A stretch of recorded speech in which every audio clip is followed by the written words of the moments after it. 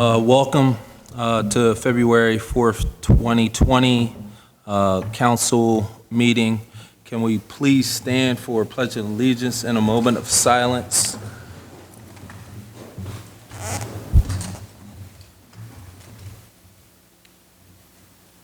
Pledge allegiance to the flag of the United States of America and to the republic for which it stands, one nation, under God, indivisible, with liberty and justice for all. Madam Secretary, can we have roll call, please? Valerie Scott Cooper, Sonia Sanders, Hakeem Jones, Heather Lewis, Thomas LaPera, Rebecca Smith, Derek Perry. Here. Can we have a motion to approve the minutes from last council meeting? All in favor? Aye. Any nays? Okay, today we had an executive session about legal litigation. Vice President Smith, do we have any announcements? No, sir. Anyone else have any announcements? Okay. Madam Secretary, do we have public comment? Yes, Pat Mascaro.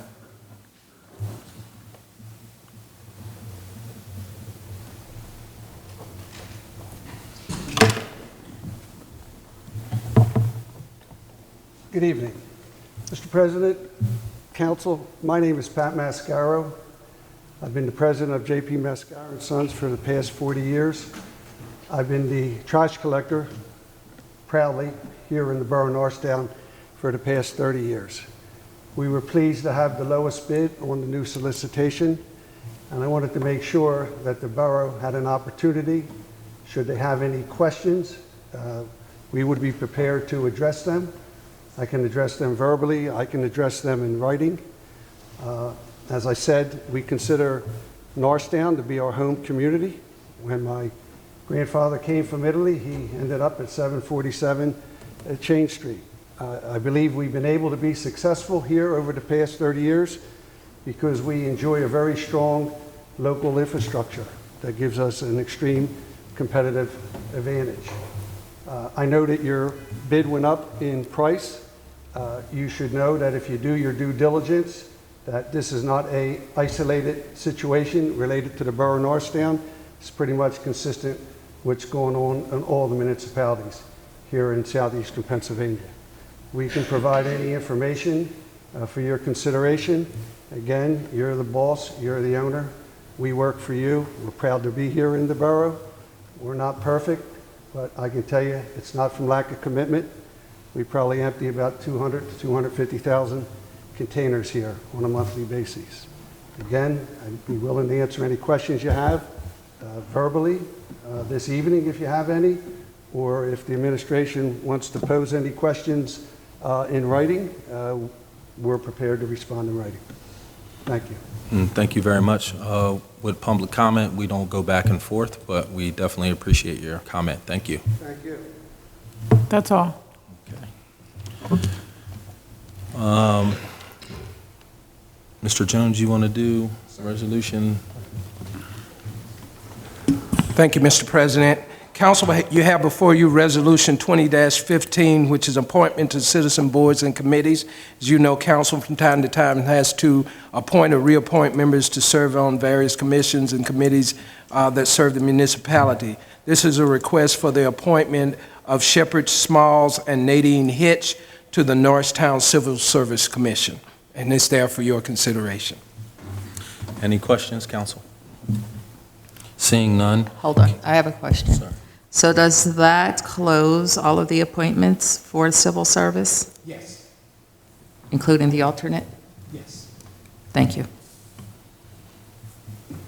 Mr. Jones, do we have any other openings on any other committees or boards that people can join?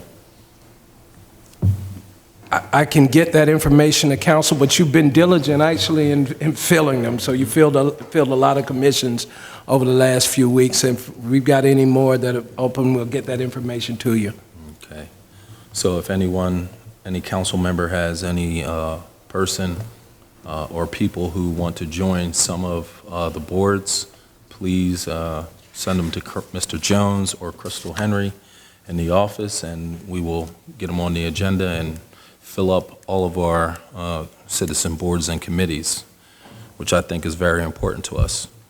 All right, can we have a motion to request council to consider the following appointments for the Norristown Civil Service Commission, Shepard Smalls and Nadine Hitch, for Resolution 20-15? Second. Can we have roll call, please? Valerie Scott Cooper, Sonia Sanders, Aye. Hakeem Jones, Thomas LaPera, Rebecca Smith, Derek Perry. Aye, the ayes have it. Resolution 20-15 passes. Chief O'Donnell. Good evening, members of the Municipal Council. Before you tonight is a consideration for conditional offer of employment for entry-level firefighter for Brett Baker, contingent on him passing his remaining portions of his civil service examination process, which is his psychological and medical testing. This hire is an addition, and it was something that was negotiated with their collective bargaining agreement. So this will be in line with their collective bargaining agreement, and there's also pension enhancements that that will go into effect once his hire is done with the collective firefighters union. Okay, thank you. Any questions, council? Councilman Jones? Good evening, Chief. Good evening. What is our fire, how have they been looking over the past year or so? Are they increasing, are they decreasing? Volunteer or career? I would just say the demand for firefighters in our community, how has it have been happening over the past year as a whole? So everywhere, whether it's volunteer firefighters or paid firefighters, right? We can't get enough of them in the doors to take tests. We can't get enough people in the door to volunteer, right? The fire service is in a crucial state throughout the country, right? It's nothing new. Trying to find the answer is a very difficult one, right? We thought it was just a problem with volunteerism, right? But we're finding is low turnout just for people to even take the entry-level firefighter exams, right? Just there's no interest in the fire service, which is challenging, right? Challenging for us in many ways. In particular, it's the pure cost of, how do we pay for a service, right? The volunteers are plummeting everywhere. We're constantly thinking out of the box on how do we put a level of service together, right? Just to provide basic needs for a community, right? Today, we met as a regional group with East Norton, Norristown, Bridgeport, and Upper Marion, right, to talk on some operational policies on what we can do just from a programming standpoint on making our service delivery better, right? So it's challenging, but we're in it to win it, right? And that's the only thing we can do is constantly, look at what are the best practices that we could put forward, right? That make the most economic sense, but also provide a level of service to the community that it so much deserves. Any other questions, council? I just have one. Is Mr. Baker a homegrown guy? He is not. Currently he's a career firefighter in Prince George's County, Maryland. But he is the #2 candidate on our list, and currently the next candidate in line for conditional offer of employment. Were there any local candidates at all on your list? None that were under consideration, right? Civil service, for each position open, we can only take the first 3 candidates, right? Unfortunately, Mr. Baker is the only one that's in position right now that we don't even have a candidate from Norristown we could even consider at this point. No? All right, thank you. Can we have a motion to hire an additional firefighter to offer employment for Mr. Brett Baker? Mr. President, before you finish that motion, Chief, before the council tonight is a resolution 20-14 of 2020, which is the resolution hiring the new firefighter. Is that the resolution that you were looking council to approve tonight? That's one of 2, yes. Right, no, but on this topic.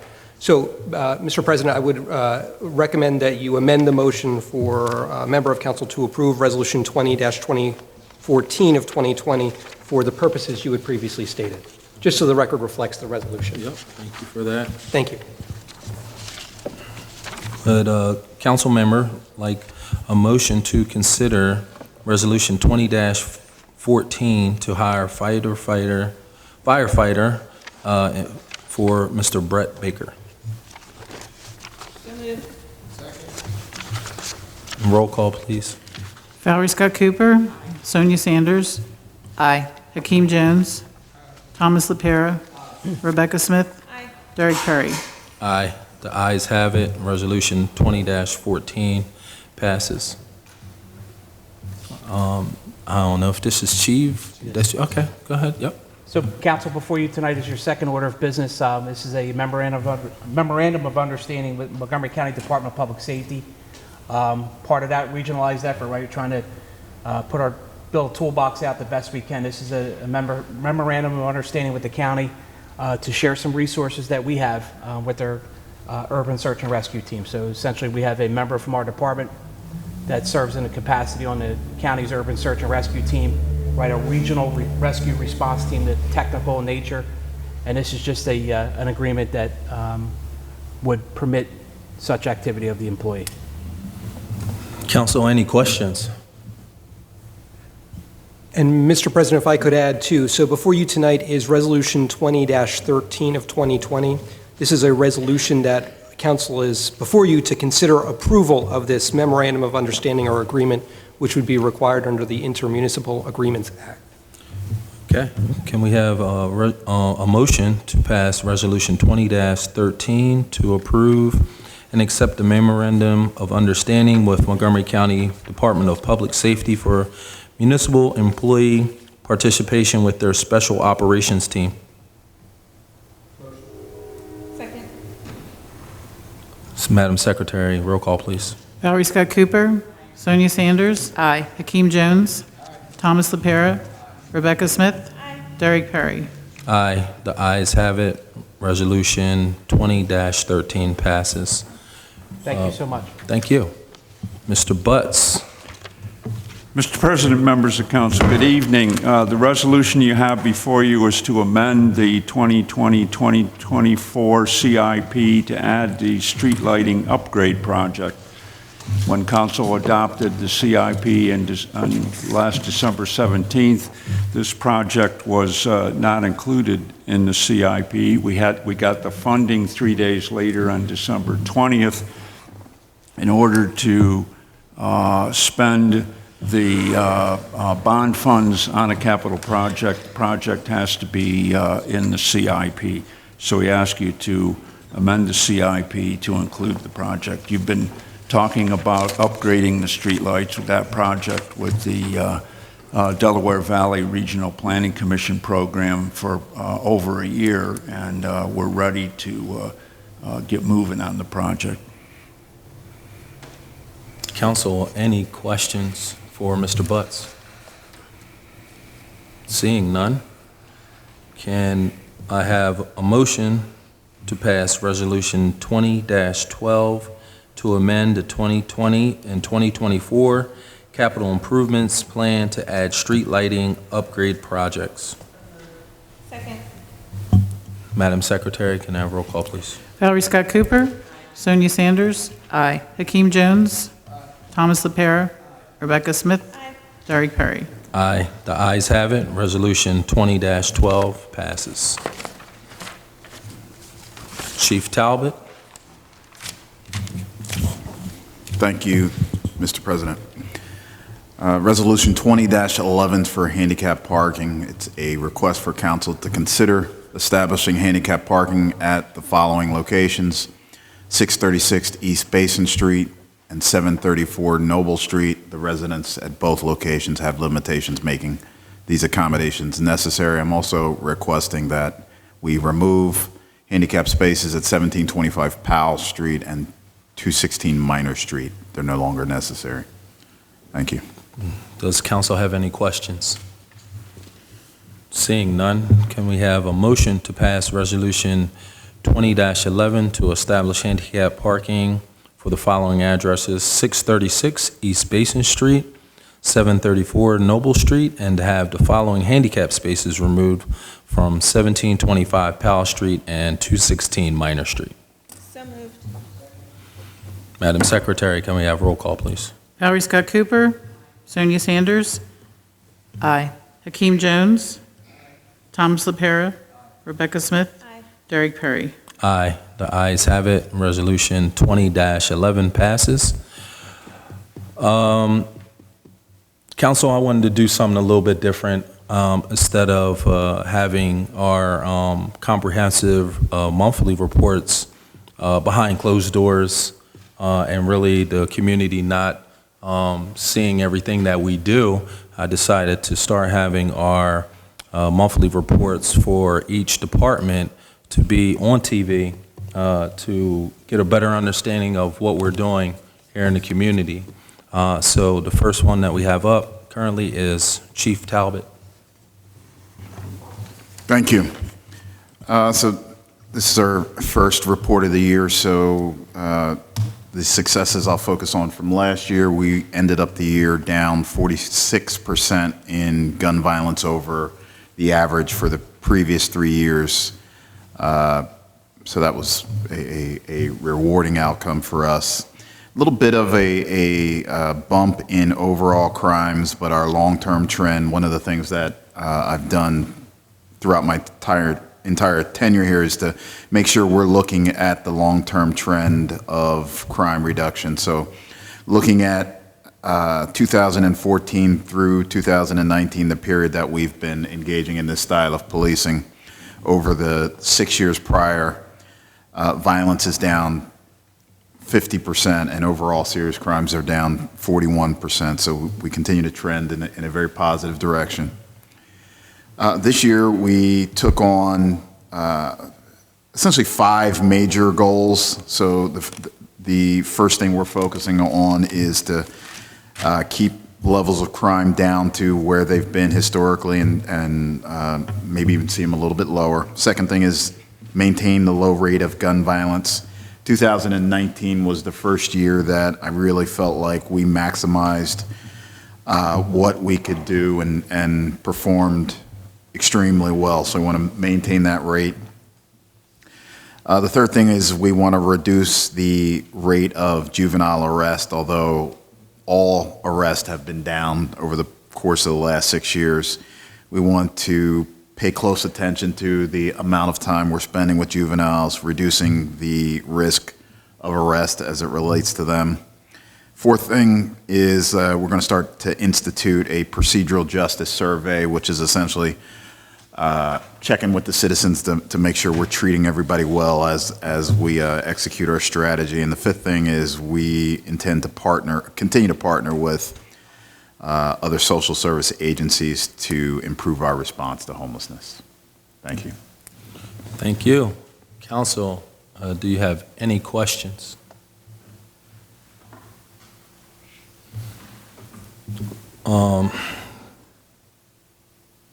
Chief, I just wanted to ask you this question, and I know as you try to accomplish this, what does it mean to the community as you keep reducing crime in Norristown? Besides us being safe, what does this do for us overall as a community? I think that the number one obligation of government is to keep people safe. Nothing else is possible unless you're able to make sure everybody goes home safely at the end of the night. If you have a community where the public spaces aren't used because people are afraid to come outside, not much more is possible. The difference between an urban environment and a suburban environment is in a place like Norristown, public spaces are shared.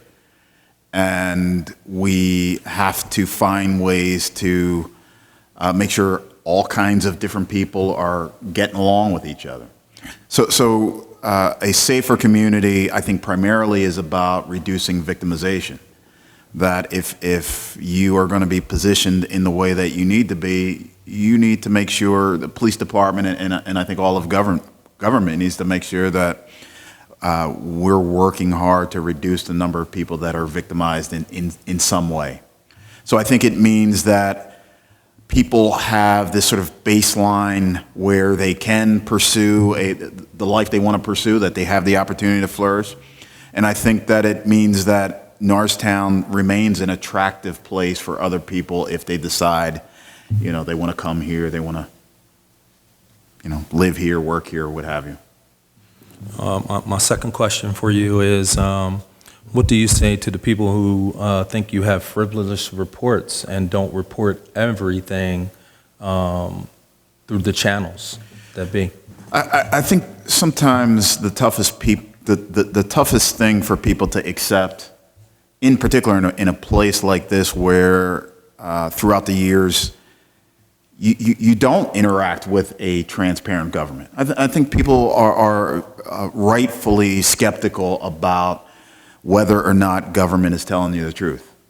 I think for those who are interested in truly finding out what's going on, there is plenty of opportunities to see on an ongoing basis exactly what's happening here. So I have somebody in the community who routinely will email me when our crime mapping system is down, right? Like she is on it faster than some of my own people as it relates to our mapping. And it's this kind of, leveraging technology so that there is this sense that if we were to hide something, we would get caught. Right? It's not like the days before the internet where stuff happens and you find out about it 6 months later. If somebody, I hate to say it, somebody gets victimized tonight, you can find it on the internet tomorrow. And I think that there are enough checks and balances at this point. If your objective is to see whether or not we have integrity, you can do that. That being said, I think there are a number of people that just want to be critical without really checking to see if that's the reality. And that group of people will never be satisfied. So, last two things. Can you tell us when the Police Citizens Academy is, and also your ComStat meetings? The Police Citizens Academy. Now you got me because I'm not sure. It's in March. I can tell you that. I'll make sure to get you the exact date. But our next Citizens Academy is coming up in March. Our public ComStat this year will be like we've tried to do last year, to be quarterly. So we'll have something coming up between now and the end of the first quarter. Thank you, Chief. You're welcome. Thank you. Chief O'Donnell. Thank you, Council President. Members of the Municipal Council, some operational indicators for the fire department for the month of January.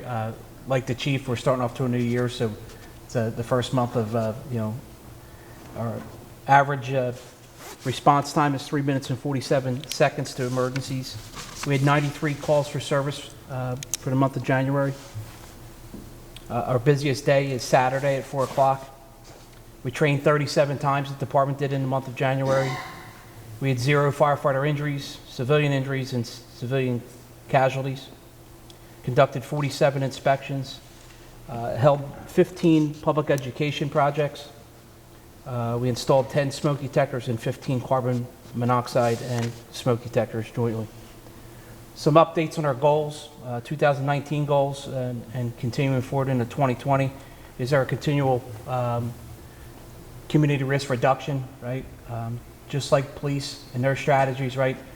Fire is everyone's fight, right? And we try to be out in the community on a monthly basis doing smoke detector blitzes, post neighborhood canvases after fires.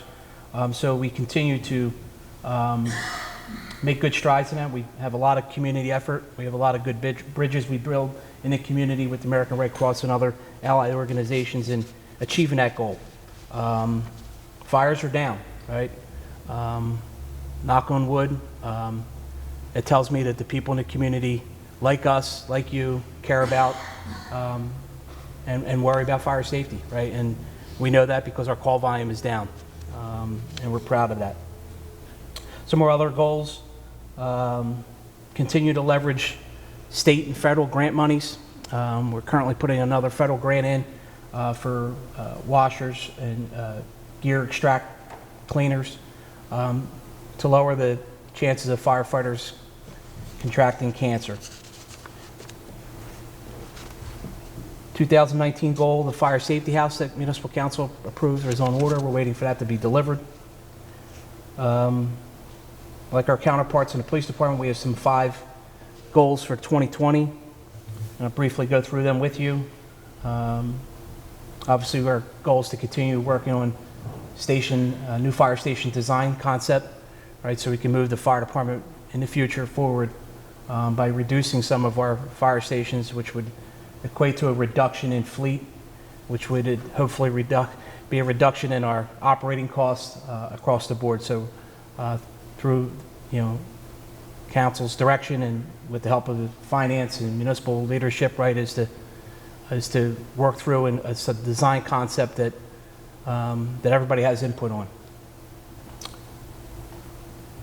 Again, through the grant that Matt Bradford's office released last week, right, we have a couple grants in the pipeline from the Office of State Fire Commissioner, some for the operational needs for the department, such as purchasing new nozzles, upgrading our fire department air compressor, and improving our station alerting in the fire stations. Increase their cancer reduction strategies by adopting best practices, included a new cancer reduction policy and equipment to go along with that. And that's it for the month of January, Mr. President. Thank you. Any questions for Chief O'Donnell? Councilman Jones. Thanks, Chief, for the report.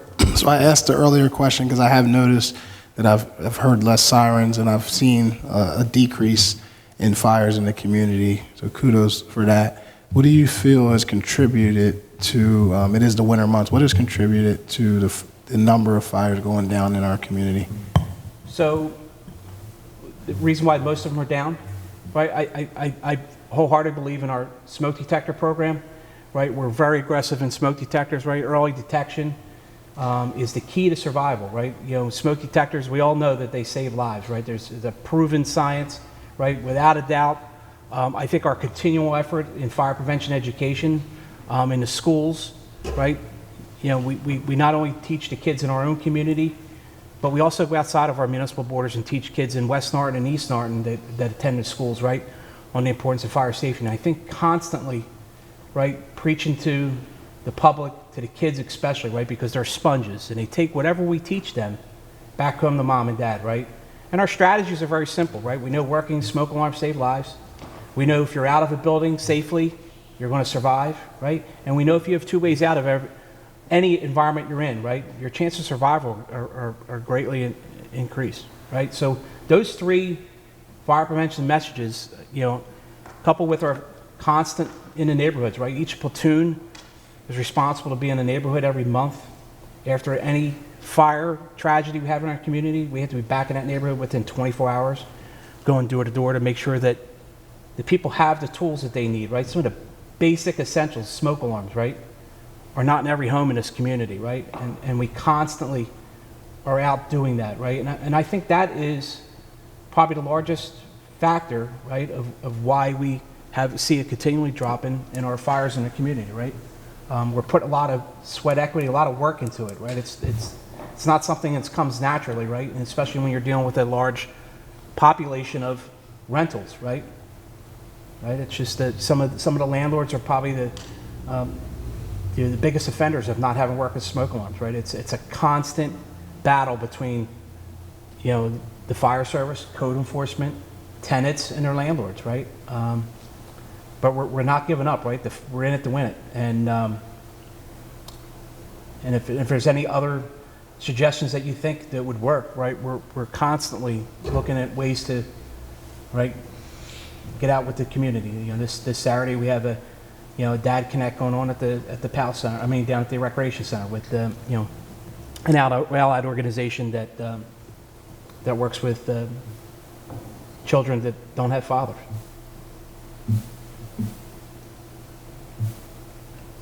Any other questions, council? Thank you, Chief O'Donnell. Mr. Singh, Code Enforcement Director. Thank you, Mr. President, members of council. First, I would just like to share that I totally agree with Chief O'Donnell that smoke detectors are very important and they do save lives. I look forward to providing a comprehensive annual report similar to 2018. I'm working on doing the finishing touches. I will be sending it over to Mr. Jones within the next few weeks here to have it on the March agenda. But smoke detectors alone, between rental inspections and property transfer inspections, we found over 2,400 of those violations in 2019. So Chief is absolutely correct. Unfortunately, a lot of our rental properties, the property owners are not being responsible and giving the life safety equipment that's necessary for our residents. But as we continue to do our inspections, we'll make sure that all of the minimum life safety requirements are in all of these rental properties and as we do our property transfers. So I just want to say thank you, Chief, for doing that smoke detector drive. That really does help, especially with our low-income property owners. Regarding January 2020, I would like to share some highlights that our department had. Working with Mr. Jones, we were able to have our first 2020 blight hearing, and working with Ms. Jane, there were 16 properties that the Planning Commission and the blight review committee held a meeting for those 16 properties along with the municipal solicitor. All 16 of those properties that the codes department recommended be certified blighted were approved, and we are in the process of working with our municipal solicitor and notifying those property owners that their properties have been blighted, and we will be following up accordingly with the next steps. Another highlight for January 2020 is that the Board of Code Appeals had their reorganization meeting. So what that means is if we are receiving any code appeals, whether property maintenance, fire prevention, or for our uniform construction code, we do have the Board of Code Appeals available where applicants would be able to go in front of that board to see if we are interpreting our codes correctly and enforcing them, or if they wish to obtain any type of variance or anything like that. Regarding permits, in our building department, we issued 98 permits in January. That's building, mechanical, electrical, and plumbing. 91 of those were for residential properties, 7 were for commercial. We performed 183 permit-related inspections. 4 properties were issued a stop work order, and 9 properties were condemned. For code enforcement operations, we issued 331 proactive code enforcement violations. 100 of them were for owner-occupied properties, and 231 of those were for rental properties. 168 quick tickets were issued for violations for rubbish and trash, snow and ice, failure to remove snow and ice. And in the month of January, we received and issued 111 property transfers. And during those property transfers, we found 981 violations of our municipal codes. At this time, at the end of January, we have approximately 3,558 properties that are rental properties, which equal to about 7,976 housing units. Out of those, 76 of them were inspected in the month of January, which equal to about 173 housing units, and 1,161 violations were found in those 76 buildings in January. 31 citations were issued, and we had approximately 1,247 visitors at our joint codes and zoning department service counter. We installed a counter last year to see what the traffic flow was at our service counter to get an idea of how many constituents and how many stakeholders we're actually dealing with.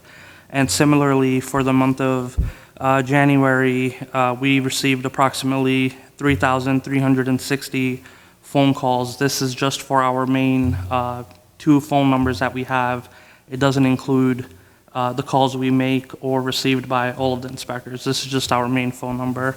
And that is all I have currently for January 2020, and I look forward to sharing all of the details regarding 2019 next month.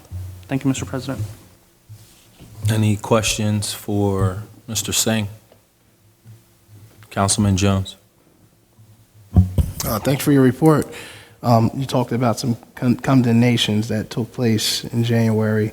What supports are in place for when folks get, moved out of their homes, and what occasionally happens to the property owner that might have had their property condemned? That's a great question, Councilman. So a majority of the condemnations occur if there's a fire at the property, and fortunately, we have the Red Cross and other county services that step in to help the residents in need during that time. Unfortunately, a lot of times, if it's not related to a fire, and it may be because there's no heat in the property, that's a big one we're getting right now with it being winter, even though, we've had mild weather these past few days. No heat is a big complaint we get right now. Sometimes it's no water, and unfortunately, there is nothing currently in place to assist those residents, and we have to inform the property owner to make the necessary corrections as soon as possible to allow those residents to be allowed to occupy, their home. One of the things that we are working on, and that will also be in front of council once Mr. Jones and our municipal solicitor has reviewed those code changes, I am planning to forward those over to Mr. Jones in the next couple weeks. One of the things we are planning to do to help our residents is, if a rental property is going to be not occupiable for more than 6 hours during the day due to a fire or no water, no heat, some type of structural hazard, anything that would prevent them to occupy the space. One of the things that we're proposing at the codes department is to require that property owner to provide housing accommodations to that resident, so that way they're not left, if they don't have renter's insurance or if they don't have anywhere to go, that property owner give them somewhere to go. So that's one of the proposals that'll be before you, hopefully in the next month or so. And so we are trying to work on getting some things in place, but right now it's just relying on the Red Cross and the county services that are available for people in need in those type of situations.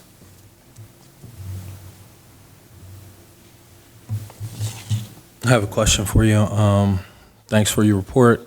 No, it's been a turnaround, 360 since you've been here, and I know there's more changes to come. As you accomplish, same thing for Chief that I said to Chief, as you accomplish all of the things that the community needs, what does it mean to the Norristown residents as you keep your reports the same and, getting awards and so forth and so forth?